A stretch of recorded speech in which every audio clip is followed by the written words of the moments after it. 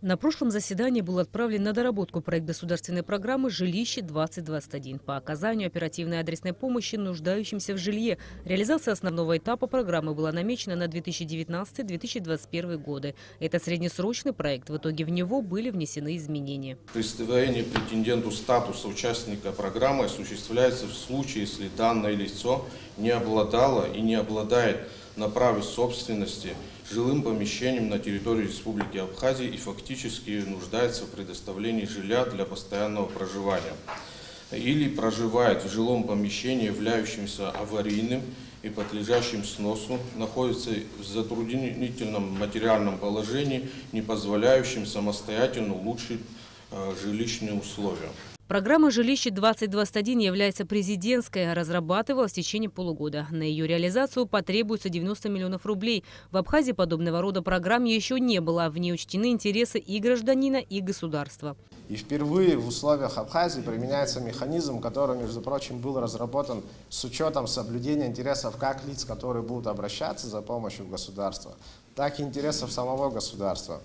Эта целевая программа предполагает выделение средств и частичное возмещение этих средств обратно в бюджет на протяжении длительного периода времени. Итого у нас будет аккумулирование.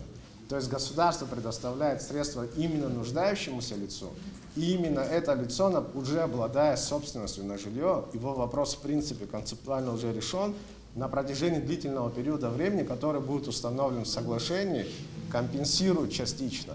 Такого механизма у нас в Абхазии не было. Учитывая, что у нас банковский сектор как таковой в принципе не работает на содействие лицам в приобретении жилья. У нас нет такого понятия в принципе как ипотека. У нас законодательно достаточно, к сожалению, много пробелов, которые нужно будет нам, наверное, впоследствии решать. Поэтому, мне кажется, тот механизм, который мы сейчас обсуждаем, он наиболее оптимален и наиболее приемлем.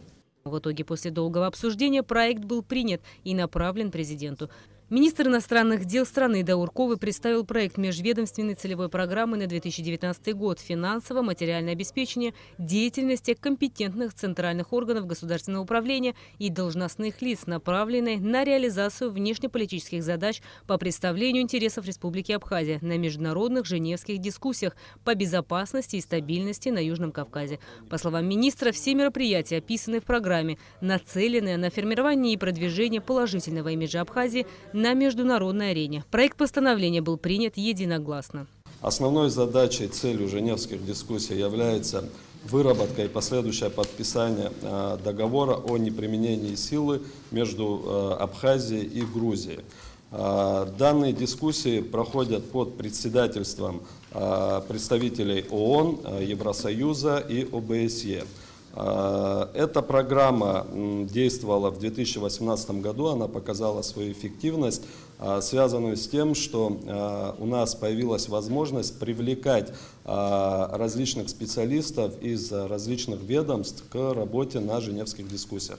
Два представленных проекта министра экономики Адгура Ардземба были приняты единогласно об установлении предельной численности работников Министерства экономики страны и размера ассигнований на 2018 год, а также проект постановления о предоставлении фирме «Горный комбинат Ачха» право пользования участком недр в пойме реки Малый Гижира Чимчирского района. Кроме того, как сообщил Адгур Ардземба, в честь празднования Дня Победы и независимости Абхазии выпущена почтовая марка, которую может приобрести любой желающий. Мы заказали и изготовили почтовые марки ко Дню Победы к 25-летию. Они буквально завтра придут в Абхазию. Правительство также утвердило порядок определения уровня владения и организации обучения государственному языку Республики Абхазия должностных лиц, работников и кандидатов на замещение вакантных должностей в центральных органах государственного управления. В проекте постановления говорится, что в срок до 1 февраля 2019 года будут выполнены организационно-технические мероприятия, разработаны учебные пособия для проведения курсов по обучению абхазскому языку работников центральных органов государственного управления.